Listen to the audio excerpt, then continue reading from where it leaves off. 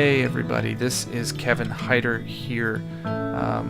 Once again, I am not going to be on the screen for very long. I just wanted to encourage you, if you are starting with part 2, don't do that. Go back and watch part 1, because this one will pick up right where part 1 left off. Part 1 dealt exclusively with details of the painting and things that we can kind of, spiritual and psychological insights that we can learn from them. This one, part 2, deals more with the person of St. Thomas as he is depicted through Scripture. But we're also going to be kind of filtering that a little bit through this scene, this painting as it's imagined by Caravaggio. Works of art like this point to mystery, and when we contemplate the art, we inevitably move deeper into the mystery it points to. And the mystery that Caravaggio points to here is the person of Jesus Christ, and how each of us encounters him uniquely in our own life and in our own way, in our own faith and in our own doubt. And in contemplating this mystery, I have found the person of St. Thomas to be a mirror unto myself. As I've encountered other works of art over the years that consider Thomas's faith and doubt in earnest and artful ways, the mystery starts to get even deeper. Take, for instance, a song by one of my favorite bands, The Collection. The song is called The Doubtful One. This is the first verse. "O brother Thomas, did you walk away from Jesus wondering if it was all a dream? Did all your doubts creep back and tell you that your fingers hadn't ever touched a single thing?" That is such a brilliantly insightful lyric. It isn't pessimistic, it isn't cynical, but it also doesn't presume that Thomas never wavered or was tested in his faith again. After Jacob wrestles with the angel in the book of Genesis, it says, "At sunrise, as he left Penuel, Jacob limped along because of his hip." Jacob wrestled with the angel and he won, but then his walk became a limp. And that's not a minor detail. Do you know what it's like to walk with a limp? It's hard. It makes any journey take longer. The few times in my life when I've injured a foot or an ankle and I've had to walk around in public with an obvious, embarrassing limp, I get really self-conscious. I can walk with confidence, but it's a lot harder to limp with confidence.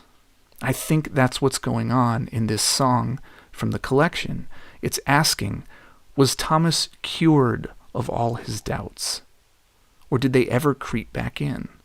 Was doubt something he'd have to wrestle with for the rest of his life? Did Christ help him wrestle this proverbial angel, but now Thomas would have to walk with a limp, always wondering, always tempted to be self-conscious about his own perceived inadequacy, about his need for proof when his brothers all seemed to be able to accept so much freely on faith? Are any of these questions resonating with you? Do you feel like you've been walking your faith journey slowly, struggling, trudging along? If you feel like you're barely limping along in faith, just keep limping. If your doubts keep creeping back, keep wrestling with them. Jacob starts limping in chapter 32 of the Bible.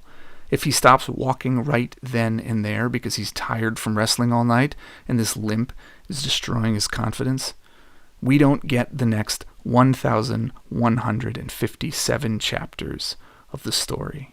Which means Caravaggio never paints this, and in every possible potential parallel universe, I need this painting to exist because it's beautiful, and beauty, by pointing to mystery which leads to God, who is love, will save the world.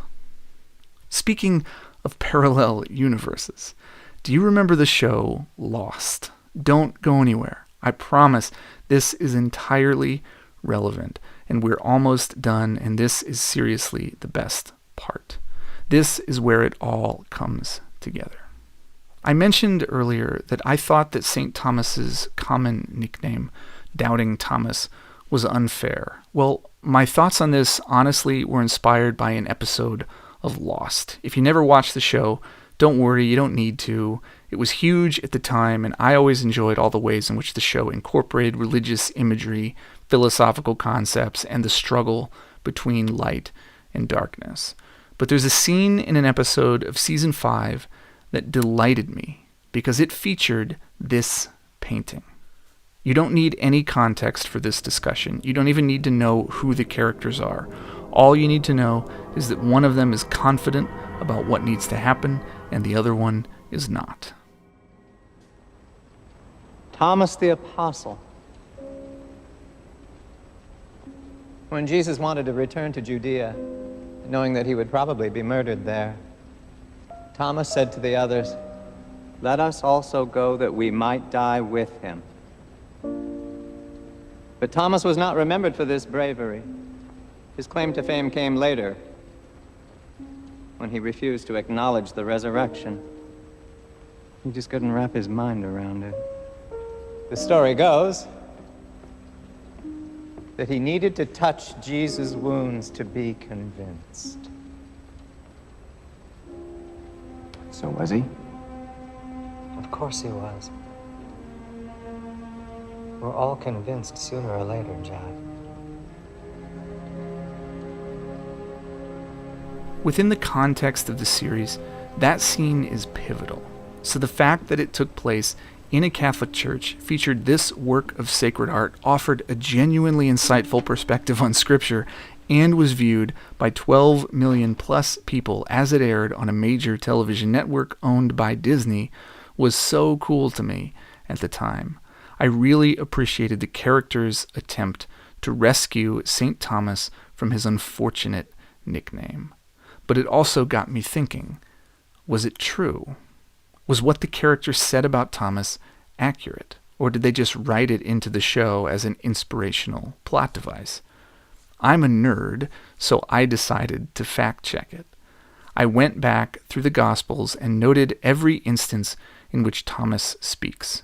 And he only does so in 4 separate scenes, all in the Gospel of John.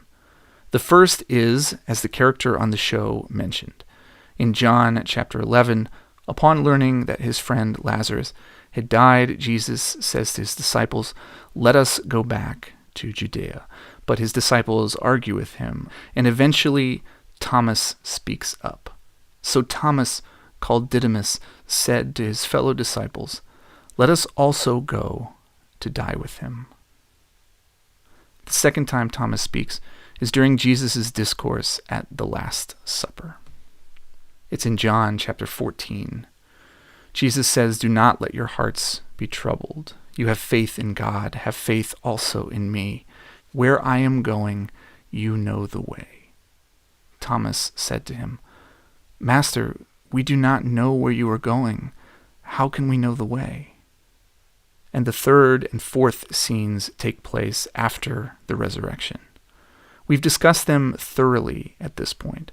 In all the Gospels, Thomas only speaks 4 times. And I see a pattern. The first time he speaks as confidently as one can in the face of martyrdom. "Let us also go to die with him," he says. The second time he speaks, he questions the truth of Jesus' words. "Master, we do not know where you are going. How can we know the way?" he asks. The third time he speaks, he doubts. "Unless I see the mark of the nails in his hands and put my finger into the nail marks and put my hand into his side, I will not believe."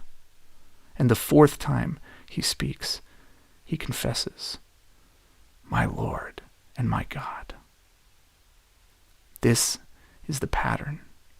Confidence, questioning, doubt, confession.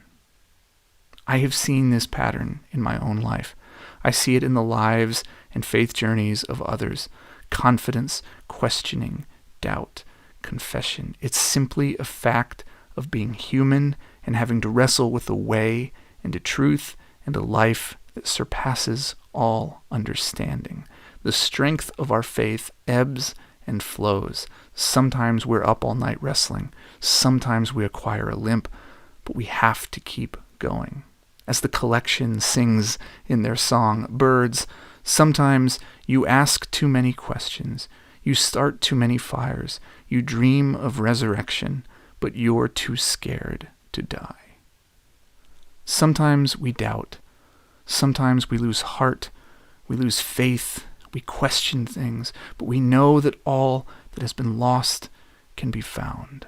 And in one of the most difficult seasons of my life, I was truly moved by this passage from The Imitation of Christ by Thomas à Kempis.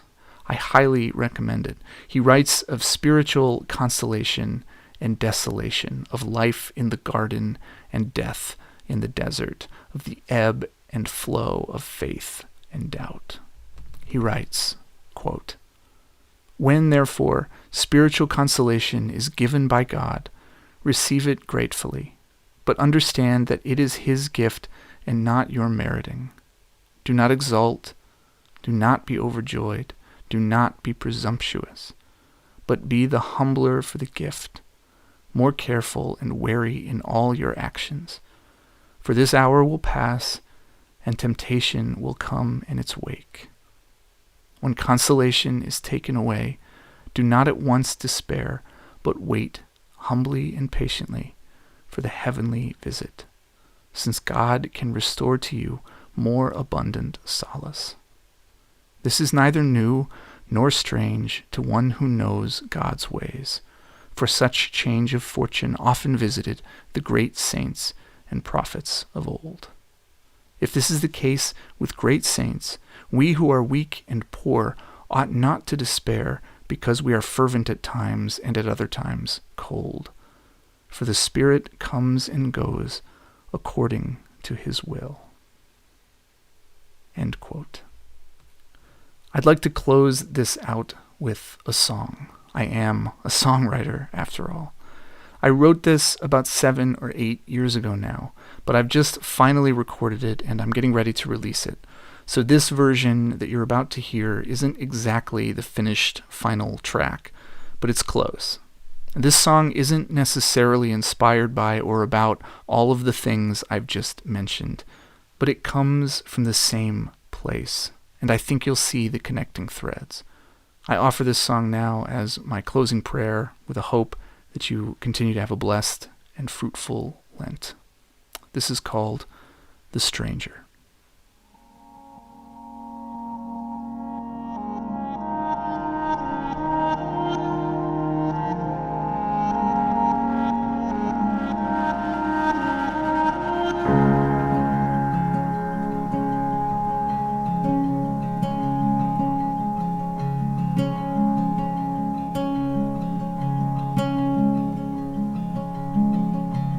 All the fires that consume me,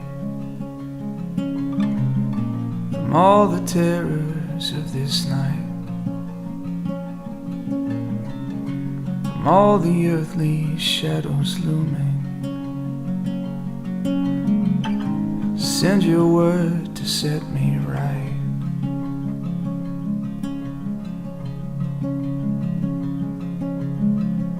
From all my distant exhortations,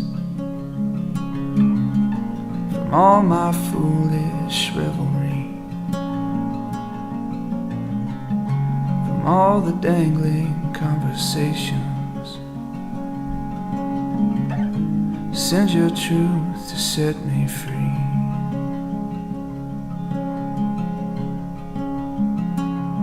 Cause I want your freedom, and all I need to know your name. Am I a stranger now unto you? Was your love bled in vain?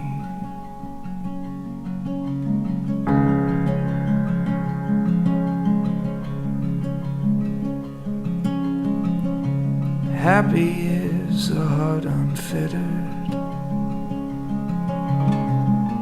blessed is the soul who knows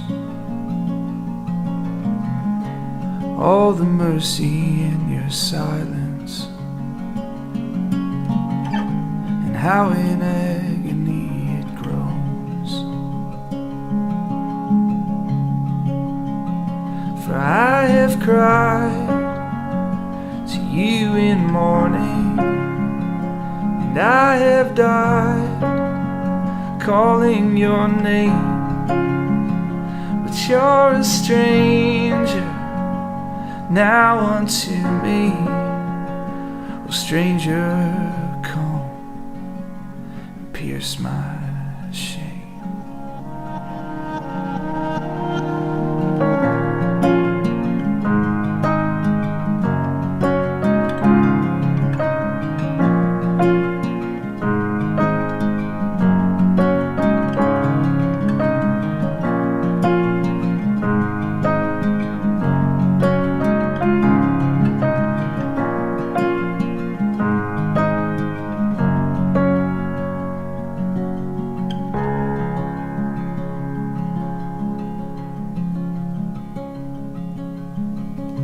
The Spirit comes, the Spirit goes. But when it goes, it's never gone. And when it calls me, I will answer, to make right what I've done wrong.